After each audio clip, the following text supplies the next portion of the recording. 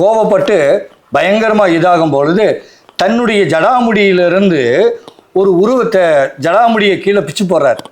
பிச்சு போட்டு அதில் இருந்து வீரபத்திரன் சொல்லி ஒருத்தரை உருவாக்குறார். அப்போ அந்த வீரபத்திரன் என்ன பண்ணுறாருன்னா கட்டளையிடுறார். வீரபத்திரங்கிட்ட ஐயா சொல்லுங்க நான் என்ன செய்யணும் அப்படின்னு சொல்லி வீரபத்திரன் கேட்குறார்.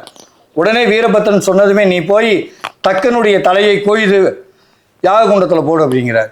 உடனே அங்கே போய் பயங்கர சண்டை போட்டு உடனே என்ன பண்ணுறாரு, தக்கனுடைய தலையை கொய்து யாகத்தில் போட்டுட்டு அவர் அங்கேருந்து கிளம்பி போய் மறைஞ்சிடுறார்.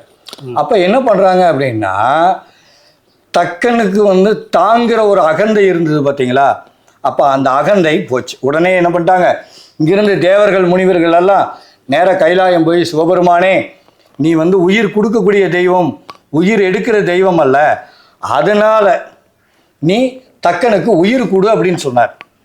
அப்படியா சரி அப்படின்னு சொல்லி ஒரு ஆட்டினுடைய தலையை கொய்துட்டு வந்தாங்க. கொய்துட்டு அதை வெட்டி வந்தாங்க. வெட்டி வந்ததுக்கு பிறகு அவர் அந்த தக்கனுடைய தலையில் வச்சு தீர்த்தம் கொடுக்கும் பொழுது அவருக்கு என்னாச்சு, உயிர் வந்துச்சு.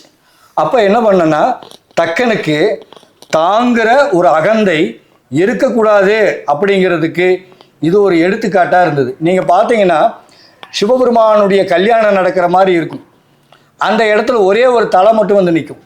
இது ஆட்டு தலையில் நிற்கும். அது யாருன்னா தக்கன்.